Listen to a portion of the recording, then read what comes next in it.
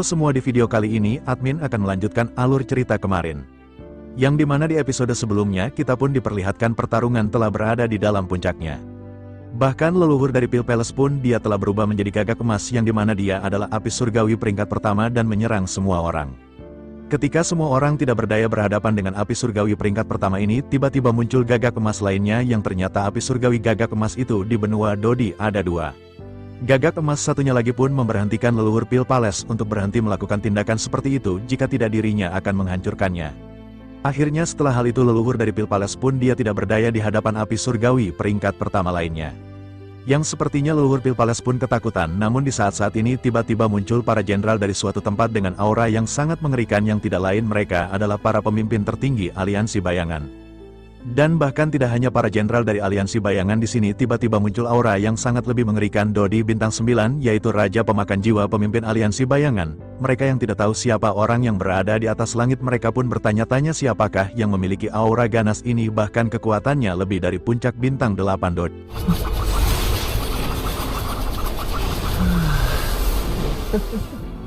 King Haoran pada saat ini yang juga menatap sosok yang berada di udara segera bertanya kepada King Yuantian. King Haoran pada saat ini bertanya mengapa dirinya merasa akrab dengan nama Raja Pemakan Jiwa ini. Mendengar pertanyaan tersebut King Yuantian pun segera menyipitkan matanya dan menatap tajam ke arah sosok yang ada di langit. Lalu King Yuantian pada saat ini menatap di tengah pakaian sosok tersebut ada karakter yang bertuliskan jiwa yang sangat besar. Lalu pada akhirnya King Yuantian segera menyadari sesuatu dan dirinya segera membuka mulutnya untuk berbicara. King Yuantian berkata bahwa ini adalah klan iblis yang terbagi. Klan Iblis Darah sekarang dapat dianggap bersatu, tetapi masih ada cabang dari klan Iblis Darah yang tidak patuh. Lalu salah satu klan yang tidak patuh dari klan Iblis ini adalah klan Iblis Jiwa. Kemudian pembagian dari klan Iblis ini pada akhirnya menimbulkan dua metode kultivasi yang berbeda. Klan Iblis Darah menganjurkan kultivasi diri. Sementara klan Iblis Jiwa menggunakan kultivasi dengan penanaman jiwa, meskipun pada awalnya mereka mengolah jiwa, sebelum akhirnya mereka menjadi semakin tidak puas, mereka bahkan membunuh orang untuk menyerap jiwa dan mencari jalan pintas menuju terobosan dalam kekuatan melalui metode yang sangat kejam. Klan Iblis sebelum malapetaka dunia kuno mengalami perang divisi internal lainnya dan setelah pertempuran ini Kaisar Iblis Darah dan klan Iblis Jiwa benar-benar telah berdiri sendiri sejak saat itu. Akan tetapi tidak lama setelah itu tetua dari klan Iblis Jiwa secara bertahap menarik pengepungan dan penindasan kekuatan yang tidak terhitung jumlahnya. Hal itu pada akhirnya mengakibatkan klan Iblis Jiwa ini kembali terpecah dan menjadi banyak fraksi, dan dengan hal tersebut klan Iblis Jiwa seketika tersebar dan telah menjadi faksi kecil dan tidak memiliki ancaman apapun. Mengikuti perkataan dari King Yuantian pada saat ini suara Raja Pemakan Jiwa segera terdengar di telinga semua orang. Kata-katanya pada saat ini dipenuhi dengan niat membunuh yang tidak ada habisnya. Lalu dirinya berkata apa yang dikatakan oleh ketua keempat memang benar, ini benar-benar sangat detail dan dirinya benar-benar orang dari klan Iblis Jiwa. Klan Iblis Jiwa memang tidak sama dengan klan Iblis Darah. Mereka sungguh kebetulan pada saat ini dirinya benar-benar bertemu dengan orang-orang dari klan Iblis Darah. Klan Iblis Jiwa benar-benar memenuhi harapan karena dirinya pada saat ini telah mengunci jiwa yang tidak terhitung jumlahnya, sehingga dengan begitu pada akhirnya dirinya benar-benar dapat mencapai bintang 9 Dodi. Pada hari ini tidak akan ada orang yang berada di sini yang akan dibiarkan untuk pergi. Semua orang pada saat ini benar-benar akan ditakdirkan untuk mati, dan semua orang yang berada di sini dapat dikatakan benar-benar tidak beruntung. Pada awalnya tujuannya datang ke sini hanyalah untuk api surgawi nomor 1 yakni gagak emas berkaki 3. Akan tetapi dirinya tidak menyangka akan ada panen yang tidak terduga setelah menutup jaring, dan ini benar-benar kejutan. Setelah mengucapkan hal tersebut Raja Pemakan Jiwa pada akhirnya seketika tertawa. Lalu semua orang seketika merasa tidak nyaman setelah mendengar tujuan dari Raja Pemakan Jiwa yang sangat membanggakan. Kemunculan Raja Pemakan Jiwa di dalam pertempuran dirinya mengatakan bahwa dirinya adalah seorang Dodi bintang 9, dan pada saat ini semua orang benar-benar merasa kesal. Zhan Huan juga pada saat ini merasa sedikit kesal. Dirinya telah mendengar Raja Pemakan Jiwa ini menyebutkan bahwa dirinya adalah seorang Dodi bintang 9. Sikap arogan yang pada saat ini dirinya miliki benar-benar sangat membuat Zhan Huan merasa marah. Zhan Huan pada akhirnya segera melangkah maju dan menatap ke arah Raja Pemakan Jiwa. Lalu dengan menjentikkan jubah di lengannya dirinya pun segera berkata bahwa dirinya baru mendengar ada nama Raja Pemakan Jiwa. Terlebih lagi baru saja dirinya mendengar bahwa pada saat ini Raja Pemakan Jiwa ini merupakan seorang Dodi bintang 9. Akan tetapi meskipun begitu pada saat ini Raja Pemakan Jiwa seharusnya tidak terlalu bangga terlebih dahulu karena dirinya bukanlah satu-satunya Dodi bintang 9 yang berada di benua ini. Menanggapi hal tersebut, Raja Pemakan Jiwa pun memandang ke arah Zhan Huan dengan marah, lalu dengan nada mengejek dirinya pun segera bertanya, bukankah ini adalah kaisar monster dari ras monster? Apakah barang lama yang berada di keluarganya pada saat ini baik-baik saja? Raja Pemakan Jiwa pada saat ini benar-benar menyebut ketua bintang 9 dari ras monster sebagai barang lama, lalu Zhan Huan pada saat ini menjadi semakin marah setelah leluhur Dou di bintang 9-nya benar-benar diejek, lalu Zhan Huan pun segera berteriak bahwa Raja Pemakan Jiwa ini benar-benar berbicara dengan liar, karena jika leluhurnya keluar dari gunung maka dirinya pasti akan bisa menamparnya sampai mati hanya dengan satu telapak tangan. Menanggapi hal tersebut, Raja Pemakan Jiwa pada akhirnya tersenyum, lalu dirinya segera berkata bahwa apa yang dikatakan oleh Kaisar Monster pada saat ini adalah sebuah lelucon, karena Raja Pemakan Jiwa pada saat ini bisa membunuh mereka semua. Kaisar manusia juga ada di sana, begitu juga dengan Kaisar Iblis. Selain itu ada juga binatang penjaga dari keluarga Warcraft, ada juga sosok tua tidak kompeten dari keluarga Iblis yang masih merupakan Dodi bintang 8. Apakah menurut Kaisar Monster orang-orang tua itu akan bisa melakukan apapun kepada Raja Pemakan Jiwa? Mendengar hal tersebut, Zhan Huan pada saat ini tentu saja sangat marah dan segera mengirim transmisi suara untuk memberitahu leluhur miliknya Zhan Zongfu, dan yang lainnya juga mendecakkan lidah dan melakukan apa yang dilakukan oleh Zhan Huan. Pada saat ini semua orang benar-benar ketakutan dan tidak ada yang akan membayangkan pertempuran Pil Palace akan berkembang ke titik ini. Sementara itu Raja Pemakan Jiwa pada saat ini segera mengalihkan pandangannya ke arah gagak emas, lalu dirinya pada saat ini segera berkata bahwa dirinya sangat penasaran dengan gagak emas berkaki 3. Dirinya telah mengenali tuannya dan dirinya benar-benar muncul di sini, sehingga dengan begitu maka tuan yang dirinya identifikasi pada saat ini pasti berada di sini. Namun tentu saja dirinya pasti tidak akan memberitahu siapa tuannya, akan tetapi itu tidak masalah karena dirinya pada saat ini akan membunuh semua orang yang berada di sini, sehingga dengan begitu maka dirinya tidak akan memiliki tuan lagi dan akan tunduk kepadanya dan patuh. Mereka akan mendominasi benua Dodi bersama, dan selama dirinya mematuhi Raja Pemakan Jiwa, bahkan 3 sosok tua bintang 9 itu tidak akan berani.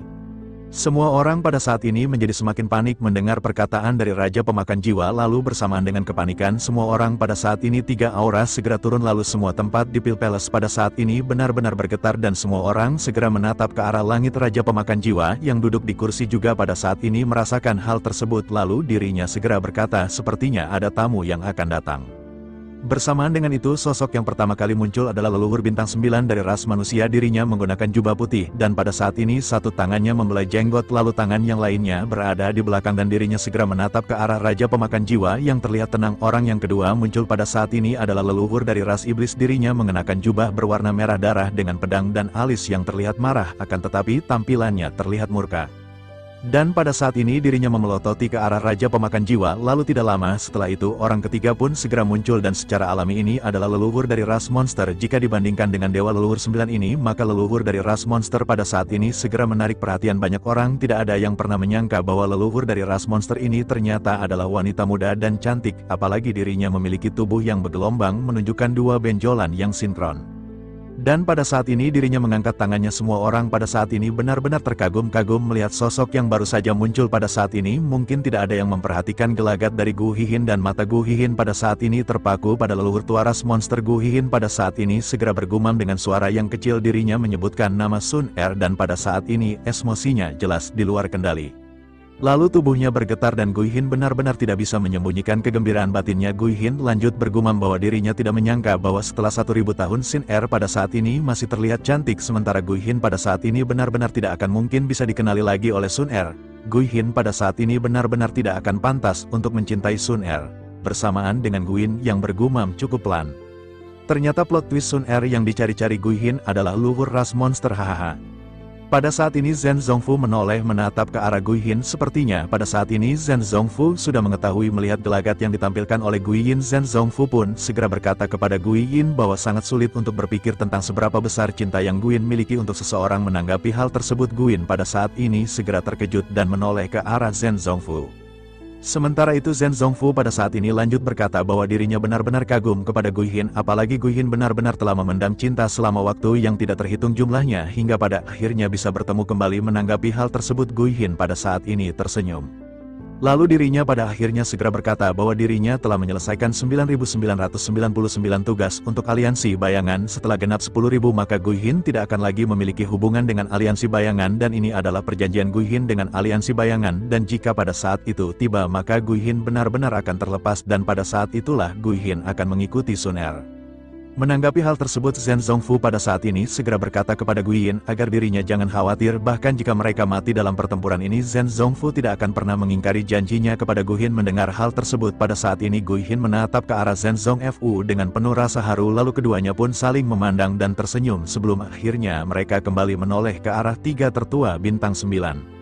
Setelah itu mata mereka kembali terfokus pada Raja Pemakan Jiwa yang pada saat ini masih memiliki senyum di mulutnya. Raja Pemakan Jiwa pada saat ini segera berkata bahwa dirinya tidak berharap mereka semua pada saat ini menjadi sedikit kurus. Mereka menyembunyikan rahasia mereka dan orang-orang terkuat dari benua Daudi. Pada saat ini semuanya telah muncul menanggapi hal tersebut. Pada saat ini tiga orang Daudi bintang 9 di benua Daudi benar-benar terdiam. Lalu pada akhirnya leluhur tua berbaju putih menoleh untuk menatap ke arah leluhur dari ras monster dan mulai berbicara. Dirinya pada saat ini bertanya kepada leluhur ras monster yang bernama Sun Er Tao Yun Sin apakah dirinya pernah melihat orang ini sebelumnya. Menanggapi hal tersebut dia memalingkan muka dan sudut mulut dari Raja Pemakan Jiwa seketika berkedut mendengar sarkasme dari dirinya pada saat ini berkata bahwa sosok tersebut sangat jelek dan dirinya belum pernah melihat orang ini sebelumnya. Mendengar hal tersebut tertua berpakaian putih tersenyum kecut sebelum akhirnya berbalik dan bertanya kepada tetua berpakaian merah darah. Dirinya bertanya apakah kakak King pernah melihat orang sebelumnya. Tetua berlumuran darah itu pun tampak benar-benar santai tetapi ekspresinya pada saat ini tampak terlihat kejam. Dirinya mengerutkan kening dan berkata bahwa ini adalah pemakan jiwa. Dirinya telah mendengar sedikit bahwa orang ini adalah sampah dari klan iblis jiwa. Selain itu sosok ini juga sepertinya tahu bahwa dirinya benar-benar tidak akan bisa pergi hari ini. Menanggapi hal tersebut Raja Iblis Pemakan Jiwa pada saat ini segera tersenyum dan mulai berbicara, lalu dengan nada meledek dirinya segera bertanya bukankah ini adalah senior King Hong Fei. Dalam hal senioritas sepertinya dirinya harus memanggilnya dengan sebutan tetua juga. Namun tampaknya pada saat ini iblis jiwa jauh lebih tinggi jika dibandingkan dengan klan iblis darah. Oleh karena itu sepertinya pada saat ini dirinya tidak perlu melakukan hal tersebut. Menanggapi hal tersebut leluhur berbaju merah darah pada saat ini sedikit marah, lalu dirinya berkata bahwa Raja Iblis Jiwa pada saat ini benar-benar tidak tahu malu. Apakah pada saat ini dirinya tidak mengetahui jarak antara bintang 9 dengan dirinya. Mendengar hal tersebut Raja Pemakan Jiwa pada saat ini sedikit tersenyum dan berkata bahwa dirinya tidak tahu dan tolong beri dirinya saran. Mendengar perkataan dari Raja Pemakan Jiwa yang berisi ledekan tetua berbaju darah pada saat ini benar-benar merasakan penghinaan dan dirinya segera berkata bahwa dirinya akan menamparkan Raja Pemakan Jiwa sampai mati. Bersamaan dengan perkataannya yang terdengar pada saat ini tertua berbaju darah segera mengangkat tangannya. Lalu seluruh ruang di Pil Palace pada saat ini benar-benar bergetar dan di udara telapak tangan raksasa berwarna darah segera terbentuk. Kemudian telapak tangan ini segera dilesatkan ke arah Raja Pemakan Jiwa yang pada saat ini terlihat tidak panik. Raja Pemakan Jiwa tidak mengelak ataupun menghindar dan dirinya pada saat ini benar-benar mengabaikan telapak tangan raksasa ini. Dan pada akhirnya ketika telapak tangan ini benar-benar mendekat Raja Pemakan Jiwa segera menjentikkan jarinya, kemudian rantai hitam yang terhubung ke dagingnya segera berhantaman dengan telapak tangan raksasa berwarna darah. Rantai-rantai ini benar-benar membungkus telapak tangan raksasa berwarna darah sebelum akhirnya telapak tangan ini benar-benar diledakkan. Melihat hal tersebut tertua berbaju darah benar-benar dipenuhi keheranan, lalu telapak tangan berdarahnya ini benar-benar bisa dikalahkan dengan mudah oleh Raja Pemakan Jiwa. Sementara itu di sisi lain Raja Pemakan Jiwa pada saat ini tampak masih mengejek leluhur berbaju darah. Dirinya segera berkata apakah senior pada saat ini benar-benar memandang rendah junior. Mendengar perkataan tersebut pada saat ini ketua berpakaian darah benar-benar marah, lalu dirinya segera berkata karena Raja Pemakan Jiwa ingin mati maka dirinya pada saat ini akan memberikan keinginannya. Setelah mengatakan hal tersebut tertua berbaju darah kembali mengguncang lengan bajunya dolki berwarna merah darah pada saat ini melonjak dan memadat menjadi tombak berwarna darah. Dirinya menatap ke arah Raja Pemakan Jiwa dengan ganas. Dan tubuhnya pada saat ini benar-benar bergetar. Doki pada saat ini berubah menjadi tombak berwarna darah yang pada saat ini dilesatkan dalam sekejap. Menanggapi hal tersebut Raja Pemakan Jiwa kembali menjentikkan jarinya lagi, lalu 100 rantai besi hitam pada saat ini yang berada di belakangnya semuanya seketika mengarah ke depan. Kemudian banyak suara dentang segera terjadi setelah keduanya berbenturan. Dan pada saat ini rantai-rantai kembali terjalin dengan tombak sebelum akhirnya tombak benar-benar diledakkan dan benar menghilang. Melihat kejadian yang seperti sebelumnya pada saat ini lalu leluhur berbaju merah benar-benar terkejut. Dirinya bertanya-tanya terbuat dari bahan apakah rantai-rantai ini bahkan tombak tulang darah naga miliknya pada saat ini benar-benar tidak bisa memotongnya. Bersamaan dengan keheranannya pada saat ini tiba-tiba rantai besi hitam muncul di belakang leluhur berbaju darah. Rantai hitam ini seketika menusuk langsung dari punggung leluhur berbaju darah. Leluhur berbaju darah benar-benar terkejut karena pada saat ini rantai tersebut benar-benar menembus tubuh leluhur berbaju darah. Lalu leluhur berbaju darah pun segera menatap tubuhnya dan pada saat ini melihat satu rantai yang menembus bajunya. Kemudian dirinya segera melirik ke arah Raja Pemakan Jiwa dengan dipenuhi rasa tidak percaya.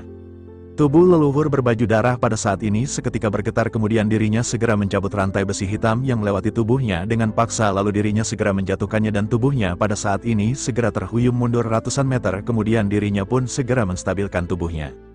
Dan pada saat ini benar-benar menyemburkan seteguk darah, lalu leluhur berbaju putih dan leluhur ras monster pada saat bersamaan memandang ke arah leluhur berpakaian darah, kemudian ekspresi mereka pada saat ini benar-benar terkejut karena mereka menyadari bahwa tubuh Dodi Bintang 9 benar-benar sangatlah kuat, tetapi pada saat ini mereka benar-benar tidak menyangka bahwa tubuh dari leluhur berbaju merah benar-benar bisa ditembus. Lalu mata leluhur berbaju darah pada saat ini dipenuhi dengan kengerian dan dirinya menatap ke arah pemakan jiwa, kemudian dirinya pada saat ini bergumam bahwa ini benar-benar tidak mungkin karena tubuhnya setengah abadi terbuat dari apakah rantai besi hitam ini, dan kekuatan dari pemakan jiwa ini benar-benar di luar imajinasi. Lalu dirinya pun segera menekan semua perasaannya ini dan segera menoleh ke arah dua leluhur bintang 9 Dodi. Kemudian dirinya segera berkata bahwa pertempuran ini akan sulit dan kali ini dirinya benar-benar khawatir bahwa mereka harus bergandengan tangan untuk berhadapan dengannya, dan jika mereka tidak menyingkirkan orang ini maka orang ini di masa depan akan menjadi permasalahan yang serius. Bersamaan dengan hal tersebut, pada saat ini luka yang di penyembuhan yang mengerikan di tubuh leluhur tua berbaju merah benar-benar terlihat. Lalu dengan tubuh setengah abadi pada saat ini luka yang tertembus oleh rantai hitam benar-benar telah sembuh, dan tampaknya luka yang terlihat serius ini benar-benar dianggap sebagai cedera ringan bagi seorang Dodi Bintang 9. Sementara itu di sisi lain, Ra pemakan jiwa pada saat ini kembali membuka mulutnya, dirinya berkata apakah mereka pada saat ini benar-benar akan menjadi orang yang tidak tahu malu, apakah mereka benar-benar ingin menggertak seseorang dengan jumlah mereka. Di sisi lain, tiga orang Dodi Bintang 9 pada saat ini menatap ke arah pemakan jiwa yang terlihat meledek dengan perkataannya, lalu pada akhirnya baik leluhur ras monster dan tertua berbaju putih saling memandang dan mengangguk. Mereka juga pada saat ini menyadari bahwa sosok pemakan jiwa ini tampaknya bukanlah sosok orang yang biasa. Kemudian leluhur berbaju putih pun segera bertanya kepada leluhur ras monster melalui transmisi suara, dirinya bertanya apakah kamu pada saat ini dapat merasakan kekuatan orang tersebut. Menanggapi hal tersebut, leluhur ras monster pada saat ini menggelengkan kepalanya, lalu setelah itu tubuhnya sedikit bergetar dan telapak tangannya yang putih segera melambai, lalu cambuk panjang pada saat ini segera muncul di tangannya dan aura bintang 9 seketika melonjak. Bersamaan dengan hal tersebut, leluhur berbaju putih juga pada saat ini segera melonjakkan kekuatan Dodi Bintang 9-nya, dan pada saat ini tiga orang Dodi Bintang 9 yang merupakan orang terkuat di benua Dodi benar-benar akan berhadapan dengan Raja Pemakan Jiwa. Semua orang pada saat ini benar-benar menatap ke arah langit di mana keempat orang ini akan bertempur. Tentu saja pemandangan ini adalah pemandangan yang sangat langka di benua Dodi, bahkan tidak ada satu orang pun yang pada saat ini berada di Pil Palace benar-benar pernah melihat seorang Dodi Bintang 9 bertempur. Terlebih lagi pada saat ini ada tiga orang Dodi Bintang 9. Tetapi pada saat ini semua orang juga merasakan kekhawatiran karena pertempuran di antara Bintang 9 Dodi bukanlah sesuatu yang biasa. Lonjakan kekuatan Bintang 9 Dodi saja pada saat ini sudah berhasil membuat beberapa orang dengan kekuatan lemah memuntahkan seteguk darah. Oleh karena itu tentu saja pertempuran di antara orang-orang ini benar-benar akan merusak area sekitar.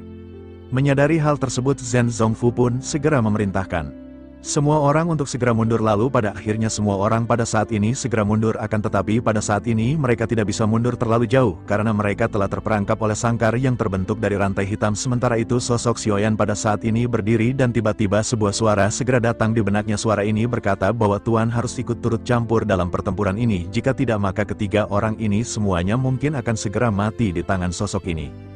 Dirinya dapat merasakan bahwa orang ini setidaknya berada di tahap menengah Bintang 9 Dodi, sementara itu ketiga orang yang berhadapan dengan sosok ini hanya berada di tahap awal Bintang Dodi. Bahkan jika mereka bertiga bergandengan tangan maka mereka mungkin bukan tandingan dari orang ini, dan pada saat ini hanya Tuan yang bisa bersaing dengan sosok tersebut. Mendengar hal tersebut, Xiaoyan pada saat ini benar-benar terkejut. Xiaoyan segera mengangkat kepalanya dan tatapannya pada saat ini segera menatap ke arah gagak emas. Lalu gagak emas ini juga menatap ke arah Xiaoyan sebelum akhirnya dirinya segera mengalihkan pandangannya ke arah pertempuran. Pada saat ini seolah-olah dirinya takut kepada Raja Pemakan Jiwa. Hal itu dikarenakan gagak emas berkaki tiga ini tidak ingin pemakan jiwa pada saat ini mengetahui siapa tuannya. Sementara itu Xiaoyan juga pada saat ini mengetahui apa maksud dari gagak emas berkaki tiga, namun Xiaoyan masih tidak yakin dan bertanya-tanya di dalam hatinya, mungkinkah apa yang disebutkan oleh Raja Pemakan Jiwa yang mengatakan mengenai Tuan dari emas berkaki tiga? Tuan yang dimaksud oleh gagak berkaki emas ini adalah Xiaoyan. Sekejap wajah Xiaoyan pada saat ini dipenuhi dengan ketidakpercayaan dan Xiaoyan bergumam di dalam hatinya, bukankah ini adalah paket hadiah dari surga? Lalu di tengah-tengah keheranan ini Xiaoyan pun segera bertanya kepada gagak emas berkaki tiga. Xiaoyan bertanya, kapankah Xiaoyan menjadi tuan dari gagak emas berkaki tiga? Menanggapi hal tersebut, sebut gagak emas berkaki 3 pun segera menjawab pertanyaan Xiaoyan. Dirinya berkata bahwa segala sesuatu di benua Dodi ini menghormati Tuan. Dirinya merasakan keinginan Tuan dan kemauan yang kuat, dan kemauan seperti ini sudah lama sekali tidak muncul di benua Dodi. Mendengar hal tersebut, Xiaoyan berpikir mungkinkah saat Xiaoyan menyadari Tao dan saat Xiaoyan menyadari jalan apinya, semua api di benua Dodi benar-benar telah mengenali Xiaoyan. Lalu Xiaoyan pada akhirnya merasa senang di dalam hatinya, tetapi Xiaoyan pada saat ini segera menyadari sesuatu. Pada akhirnya Xiaoyan kembali bertanya kepada gagak emas berkaki 3. Xiaoyan bertanya bagaimana Xiaoyan pada saat ini bisa ikut bertempur di dalam pertempuran. Xiaoyan hanyalah bintang 8 dan Xiaoyan pasti tidak akan bisa berpartisipasi dalam pertempuran ini. Apakah gagak emas berkaki 3 pada saat ini yakin bahwa Xiaoyan benar-benar harus ikut bertempur di dalam pertempuran di antara bintang 9 Dodi? Menanggapi hal tersebut, gagak emas berkaki 3 segera berkata bahwa Tuan benar-benar harus berdiri. Jika Tuan tidak berdiri untuk bertempur, maka dirinya khawatir orang-orang ini semua akan menjadi jiwa mati baru bagi orang ini. Jika orang ini menyerap puluhan ribu jiwa mati di sini, maka itu akan menjadi ancaman yang merusak seluruh benua Dodi. Mendengar hal ini, Xiaoyan pun merenung sejenak dan Xiaoyan pada saat ini benar-benar belum bisa memutuskannya. Lalu akhirnya Xiaoyan segera bertanya kepada Zhan Lao bagaimana Xiaoyan harus memilih. Bisakah Zhan Lao pada saat ini memberikan saran kepada Xiaoyan? Mendengar perkataan dari Xiaoyan ini, Zhan Lao pun masih terdiam. Lalu pada akhirnya setelah hening sejenak, suara Zhan Lao segera muncul di benak Xiaoyan. Zhan Lao pada saat ini berkata jika Xiaoyan memiliki kesempatan maka Xiaoyan bisa pergi ke tingkat berikutnya. Xiaoyan tidak perlu khawatir mengenai permasalahan yang mendasar. Lantai 4 pagoda dapat menyelesaikan semua permasalahan Xiaoyan. Xiaoyan bisa yakin mengenai hal ini, dan saat ini situasinya Xiaoyan benar-benar hanya bisa melakukan terobosan, karena jika tidak maka hari ini Zhan Lao khawatir semua orang di sini benar-benar tidak akan bisa pergi dengan selamat. Mendengar perkataan dari Zhan Lao ini, Xiaoyan pun mengepalkan tinjunya dan matanya dipenuhi dengan semangat. Lalu hasrat akan kekuasaan pada saat ini segera melonjak. Xiaoyan bertanya level macam apakah bintang 9 Dodi ini? Xiaoyan benar-benar masih menantikan kekuatan yang belum pernah Xiaoyan bayangkan. Lalu Xiaoyan memutuskan di dalam hatinya bahwa Xiaoyan harus ikut bertempur dan melindungi semua orang. Pada akhirnya dengan tegas Xiaoyan segera bertanya bagaimana cara Xiaoyan menerobos. Jika gagak emas berkaki 3 bergabung dengan Xiaoyan, apakah hal itu cukup untuk dipromosikan menjadi Dodi bintang 9? Mendengar pertanyaan tersebut, gagak emas berkaki 3 pun segera berkata bahwa hal itu saja tidak cukup. Pada saat ini dirinya bisa merasakan ada api surgawi dan segel roh di samping Tuan. Jika dirinya menambahkan semua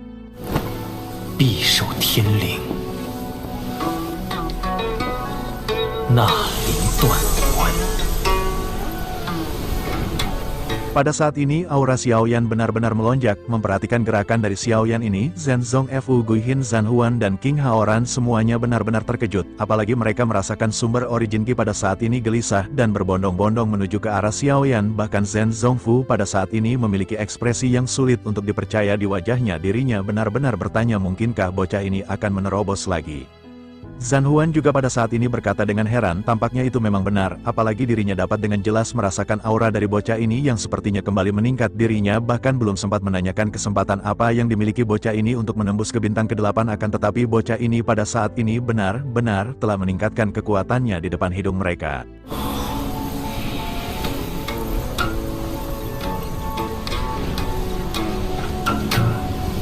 Sementara itu pertempuran antara 3 orang di melawan Raja Pemakan Jiwa pada saat ini telah dimulai. Lalu Raja Pemakan Jiwa tidak memiliki kesengsaraan Kaisar Bintang 9 karena kekuatan Bintang 9-nya benar-benar diakumulasikan oleh jiwa yang tidak terhitung jumlahnya. Meskipun dirinya bukan Bintang 9 yang sebenarnya, akan tetapi dirinya memiliki kekuatan bertarung yang sebanding dengan Bintang 9 Dodi. Dan pada saat ini 3 orang Dodi Bintang 9 benar-benar bekerja keras untuk berhadapan dengan Raja Pemakan Jiwa.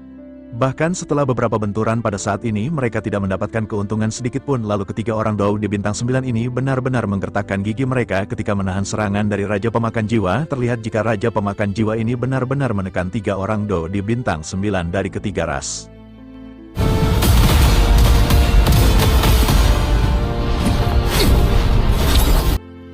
Sementara itu kembali ke Xiaoyan yang pada saat ini benar-benar harus menyerap dan menggabungkan semua 3 hal aneh yang selama ini dia kumpulkan, termasuk api surgawi, segel roh, dan roh hantu. Xiaoyan pun segera meningkatkan kecepatannya dan Xiaoyan mulai menyerap segel roh yang tersisa, dan bersamaan dengan hal tersebut seni roh darah di dalam tubuh Xiaoyan juga pada saat ini segera meningkat. Lalu origin Qi di tubuh Xiaoyan juga pada saat ini perlahan mulai berubah dan Dao Qi putih samar-samar muncul di tubuh Xiaoyan. Lalu apa yang baru-baru saja muncul ini adalah Immortal Origin Qi yang lebih kuat dan murni dari Origin Qi biasa.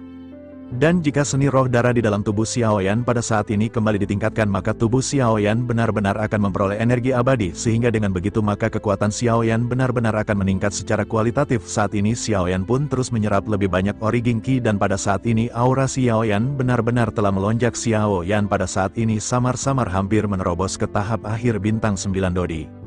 Menyadari aura Xiaoyan ini, semua orang pada saat ini benar-benar sangat terkejut, bahkan Zhen Zongfu pada saat ini benar-benar heran, lalu dirinya pada akhirnya bertanya mengapa aura anak ini tiba-tiba meningkat. Dirinya sudah memiliki momentum akhir bintang 8 dan dengan kecepatan ini hanya permasalahan waktu sebelum dirinya bisa menerobos ke tahap bintang 9.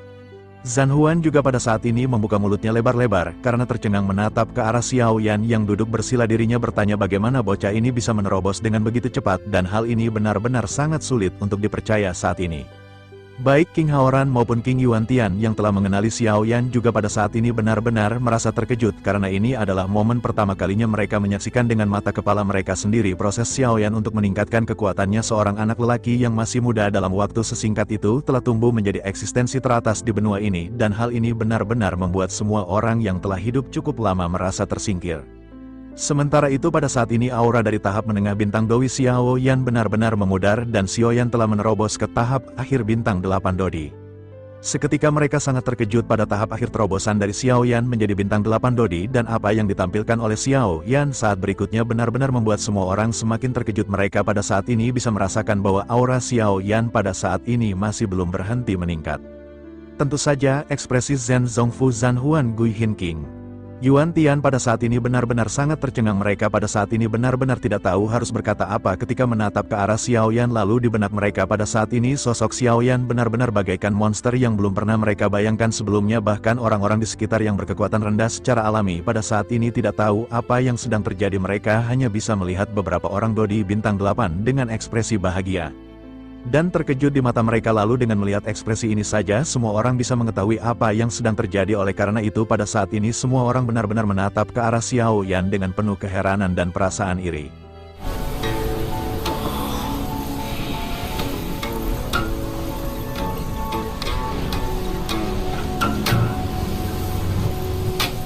Xiaoyan yang pada saat ini ingin menerobos ke bintang 9 di tengah-tengah pertempuran. Setelah menyerap semua segel roh, Xiaoyan segera berkata kepada Gagak Emas bahwa Xiaoyan hampir selesai menyerap semuanya. Xiaoyan baru berada di tahap akhir bintang ke-8 dan Xiaoyan berharap bisa menembus ke bintang ke-9.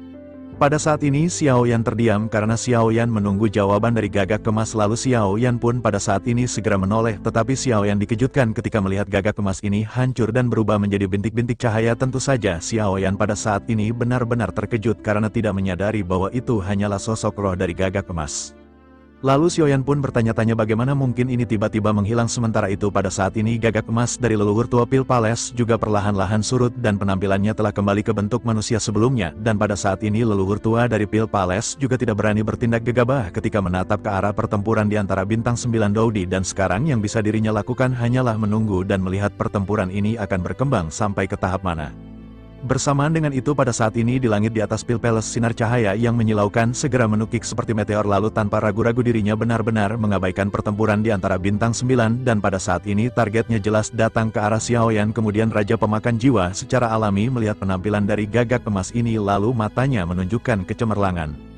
Dan pada saat ini rantai besi hitam yang tidak terhitung jumlahnya berhenti menyerang tiga tetua bintang 9. Kemudian rantai-rantai ini segera terbang menuju ke arah Gagak Emas, dan bersamaan dengan hal itu Gagak Emas juga pada saat ini segera menyadari serangan tersebut. Lalu pada akhirnya suara dari Gagak Emas ini segera terdengar di telinga tiga orang bintang Dodi. Dirinya berkata agar mereka pada saat ini mendengarkan apa yang akan dikatakan oleh Gagak Emas. Kekuatan orang ini telah mencapai tahap menengah bintang 9 dan mereka tidak akan bisa menjadi lawannya. Akan tetapi meskipun begitu mereka pada saat ini tidak bisa mundur dan mereka hanya bisa menahan untuk sedikit waktu tunggu tuannya pada saat ini menerobos bintang 9 dan hanya itulah secerkah harapan dirinya. Khawatir jika mereka pada saat ini gagal maka puluhan ribu orang yang berada di sini akan mati. Oleh karena itu dirinya berharap mereka memahami keseriusan dari permasalahan ini. Mereka benar-benar harus menghentikan sosok tersebut secepat mungkin tanpa penundaan sedikit pun. Mendengar perkataan dari Gagak Emas ini para leluhur pada akhirnya keheranan, akan tetapi mereka pada saat ini benar-benar tidak bisa mengabaikan perkataan dari Gagak Emas dan pada akhirnya mereka pun segera bergegas menuju ke arah Gagak Emas dan memblokir serangan dari Raja Pemakan Jiwa. Pada akhirnya keempat Dodi bintang 9 ini benar-benar kembali bertempur di langit.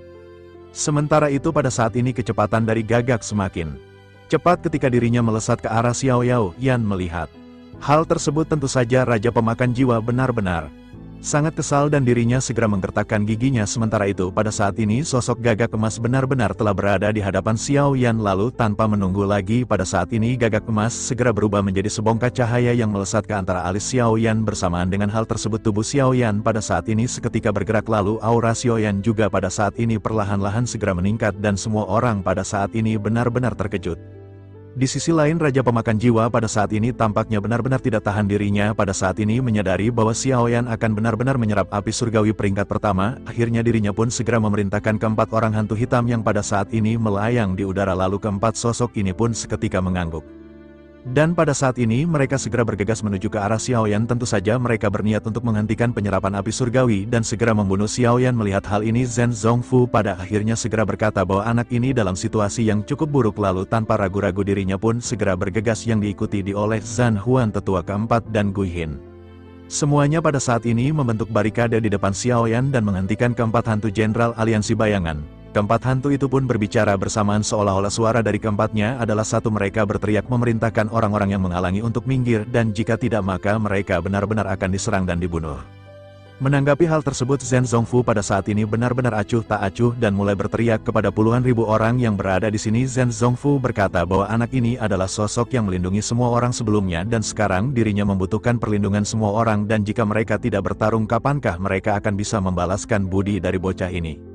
Mendengar perkataan dari Zhen Zongfu ini, meskipun beberapa dari orang-orang yang berada di sini hanya memiliki kekuatan di tahap bintang 7, meskipun mereka tahu bahwa dengan melakukan ini akan merugikan diri sendiri dan bahkan mereka akan mati, mereka benar-benar akan terus bertarung. Namun pada akhirnya puluhan ribu orang pada saat ini hampir bersamaan bergegas maju untuk mengelilingi sosok keempat hantu yang menyerang. Zhen Zongfu pun tersenyum puas dan melihat ke arah sosok yang tidak terhitung jumlahnya di sekitarnya. Lalu niat membunuh puluhan ribu orang ini seperti harimau ganas dan semuanya menatap marah ke arah empat hantu yang mendekat. Sementara itu keempat hantu ini benar-benar tidak bergerak dan pada saat ini sosoknya memandang ke arah Gui Hin dan Xie Tu. Lalu pada akhirnya mereka segera berkata bahwa Gui Hin dan Xie Tu adalah anggota dari aliansi bayangan. Mungkinkah pada saat ini keduanya benar-benar akan memberontak? Menanggapi hal tersebut Gui Hin pada saat ini segera membuka mulutnya untuk berbicara. Gui Hin berkata agar mereka memaafkan Gui Hin karena misi dari Gui Hin telah selesai. Oleh karena itu sekarang Gui Hin telah bebas dan mulai sekarang Gui Hin bukan lagi bagian dari aliansi bayangan. Oleh karena itu hal ini tidak bisa dianggap sebagai sebuah pengkhianatan. Mendengar perkataan dari Gui Hin ini keempat hantu itu pun hanya bisa terdiam. Lalu setelah itu mereka segera berkata kepada Xiu Tu. Mereka berkata bahwa Xiu Tu pada saat ini akan dikeluarkan dari aliansi bayangan dan mereka yang telah dikeluarkan aliansi bayangan akan memburu dan membunuh orang tersebut. Setelah mengucapkan perkataan ini sosok keempat orang ini pun seketika bergetar dan mereka menyerang ke arah Zhen Zongfu dan yang lainnya. Pada saat yang bersamaan puluhan ribu orang yang berkontribusi juga pada saat ini segera memblokir mereka. Kekuatan dari puluhan ribu orang ini benar-benar tidak bisa diremehkan dan mereka pada saat ini benar-benar terjerat di dalam pertempuran. Lalu Zhen Zongfu dan yang lainnya yang pada saat ini sudah pulih juga ikut bergabung di dalam pertempuran dan tampaknya penundaan dengan jumlah orang yang sangat banyak ini sudah cukup memberikan waktu yang lama bagi Xiao Yan. Sementara itu Xiao Yan pada saat ini masih menutup matanya dengan Kailin yang masih berdiri di sampingnya. Lalu Xiao Yan, Feng Feng, Nan Erming, King Muer, dan Ziying pada saat ini berdiri di hadapan Xiao Yan dan mereka menjadi penghalang terakhir. Dan pada saat ini tubuh Xiao Yan seperti gunung berapi yang meletus karena semua api surgawi pada saat ini benar-benar melonjak dengan gila-gilaan. Pada saat ini api surgawi Gagak Emas berada di benak Xiao Yan, lalu energi tidak terbatas terus diintegrasikan ke dalam tubuh Xiao Yan. Dan kekuatan Xiao Yan pada saat ini distabilkan pada tahap akhir bintang 8 Dodi. Kemudian Xiao Yan pada saat ini masih terus meningkat bersamaan dengan penggabungan ini. Lalu api surgawi Gagak Emas pada saat ini segera mulai berbicara di dalam benak Xiao Yan. Kemudian dirinya memperkenalkan diri bahwa dirinya adalah api surgawi bernama Great Sun Golden Crow yang menduduki peringkat pertama di benua Dodi. Tuan terakhirnya adalah Huozun yang merupakan seorang dosian yang memahami jalan dari semua api sebelum malapetaka kuno. Mulai sekarang dirinya yang bernama Great Sun Golden Crow ingin mengikuti kaisar kedua yakni Tuan Xiao Yan. Setelah perkataan ini terdengar pada saat ini Xiao Yan kembali merasakan energi yang melonjak dengan gila-gilaan. Xiao Yan tidak pernah merasakan energi gila seperti ini dan ini benar-benar melebihi semua energi yang diserap oleh api surgawi. Xiaoyan sebelumnya pada saat ini Xiaoyan bisa merasakan ada jejak ki putih di dalam tubuh Xiaoyan dan itu adalah kekuatan origin ki abadi. Pada saat ini Xiaoyan bisa merasakan penyerapan di antara kedua origin ki ini, lalu seni roh darah Xiaoyan yang berada di peringkat ke-8 juga pada saat ini benar-benar menunjukkan tanda berevolusi menjadi seni iblis. Kemudian energi dari Golden Crow ini benar-benar melebihi imajinasi dari Xiaoyan. Bersamaan dengan Xiaoyan yang tercengang pada saat ini, Gagak Emas segera kembali membuka mulutnya. Pada saat ini dirinya menunjukkan keterampilan bertarung khusus miliknya yang diciptakan oleh pemahaman dari pemilik sebelumnya. Tentu saja hal ini akan berguna untuk menghadapi pemakan jiwa dan Tuan harus memahami keterampilan bertarung ini. Pemilik api surgawi Gagak Emas sebelumnya menamakan teknik ini dengan pedang kuno sihir kota api surgawi. Bersamaan dengan perkataan tersebut pada saat ini ada banyak informasi datang dari pikiran Xiaoyan dan menyebabkan pikiran Xiaoyan meledak kesakitan. Namun meskipun begitu Xiaoyan diam-diam merasa bahagia di dalam hatinya, apalagi awalnya Xiaoyan sangat kekurangan keterampilan bertarung dan Xiaoyan masih berjuang dengan keterampilan bertarung lama. Akan tetapi pada saat ini Xiaoyan memiliki 4 keterampilan bertarung baru dalam sekejap. Selain itu setidaknya semuanya berada di peringkat suci atau bahkan lebih kuat dari peringkat suci. Lalu Xiaoyan menekan kegembiraannya dan pada saat ini Xiaoyan mempelajari informasi yang terus masuk di kepalanya. Bersamaan dengan hal tersebut suara dari api surgawi Gagak Emas kembali terdengar di benak Xiaoyan, lalu dirinya berkata bahwa Tuan pada saat ini benar-benar sudah tercerahkan. Pada saat ini api surgawi Gagak Emas terlihat seperti terkejut, kemudian dirinya menjelaskan bahwa sebelumnya dirinya khawatir bahwa Tuan akan mengalami permasalahan di tahap ini karena jika bintang 8 tidak menyadari Tao dan menerobos ke bintang 9 maka hal itu akan membutuhkan lebih banyak energi dan benar-benar akan sulit.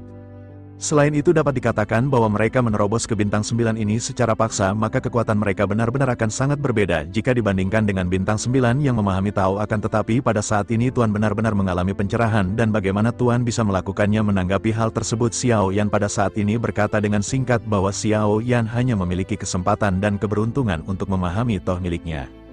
Xiaoyan sangat beruntung karena telah memahami 3000 jalan untuk memahami Tao api miliknya. Mendengar hal tersebut pada saat ini api surgawi Gagak Emas pun kembali terkejut, lalu dirinya pun segera berkata bahwa dirinya benar-benar tidak mengetahui hal tersebut karena yang dirinya tahu hanyalah 3000 jalan di benua Doudi benar-benar telah diblokir oleh para dewa. Oleh karena itu bagaimana mungkin Tuan bisa menyadari Tao tersebut?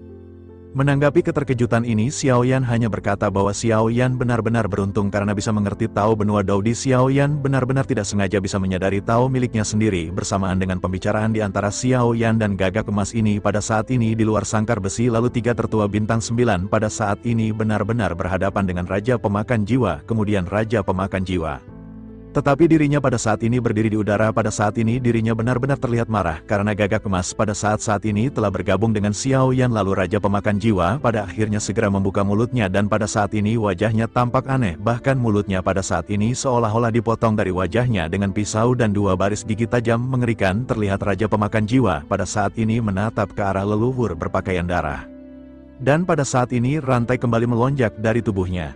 Lalu rantai-rantai ini segera menyerang ketiga bintang 9 Doudi dan kecepatan dari rantai-rantai ini benar-benar melampaui kecepatan mereka sebelumnya. Bahkan ketiga Doudi bintang seketika merasakan hati mereka bergetar, lalu ketiganya segera mengeluarkan senjata mereka untuk berhadapan dengan rantai hitam yang pada saat ini melesat. Lalu niat membunuh yang sangat menakjubkan pada saat ini juga segera melonjak di antara ketiganya dan masing-masing dari Doudi bintang 9 ini benar-benar berusaha keras untuk memblokir serangan rantai yang melesat ke arah mereka sehingga pertempuran sengit.